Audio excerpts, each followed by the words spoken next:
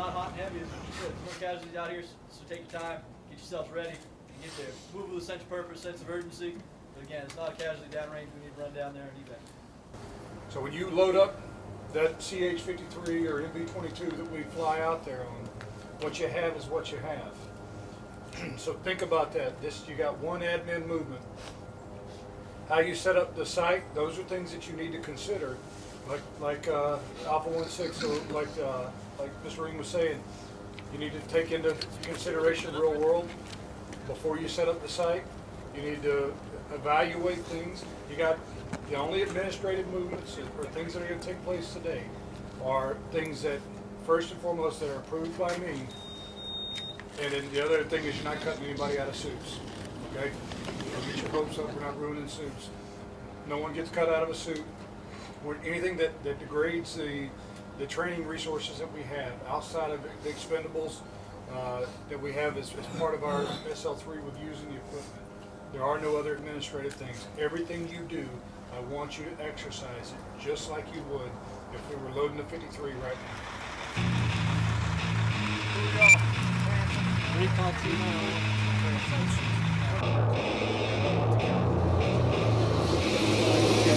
Do you want to set the rounds up before you fucking hit free there in the road? Go for it. My role today for the training was to be a recon team. We were recon team 1, and we were just basically going to go down there and collect as much information, take pictures, and try to give them an image or a picture of what's going on down there, what they're going to be looking at when they send another team down there, or what our IC, which is our incident commander, what he's going to be helping them out as far as getting them to take samples and all of that stuff.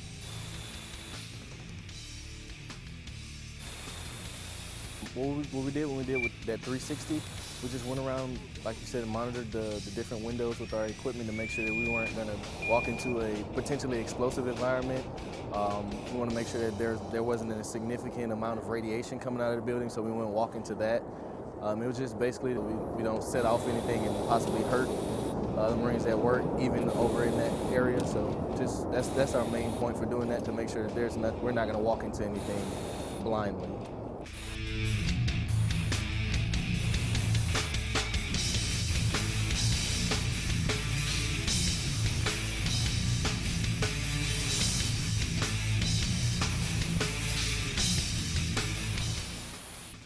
Some of the substances that we found we weren't able to identify. I can tell you the basic things as far as some of them were powders.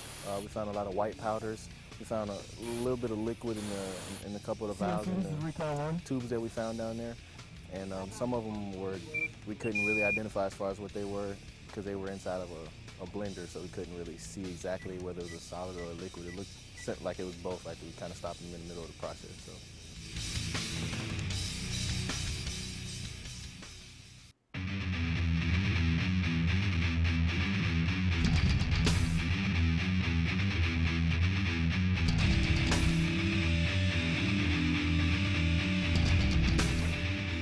The suits are level A, which is what the green suit is, which you saw us downrange in. It's pretty comfortable. You have your own kind of atmosphere in there, so your body heat radiates, so it's not cold. You don't really feel the outside environment. The rigs that we wear, the harness, it kind of up here, it kind of hurts a little bit. After a while, the straps are kind of tough, kind of digs in a little bit. But as far as comfortability, it's pretty comfortable. My role here today was to be a decon team leader. What that means is whenever a team goes downrange and they come back and they want to talk to the incident commander, they have to go through decontamination because they just went into a contaminated area. My job was to make sure that the decon line was running smoothly with a two-man team. So it was me and one other Marine running that decon line at that specific time. Safety is very vital to anything we do here. Even though it was just a training scenario, being in a suit, it has zero air circulation in it. The only air circulation you're getting is to your face. And you have no way of getting water, no way of getting food whenever you're in these suits. And also, sometimes you don't even feel yourself sweating. So that's very dangerous. For me, at the end, I started to hyperventilate. That's one of the symptoms. A lot of physiological effects go into this.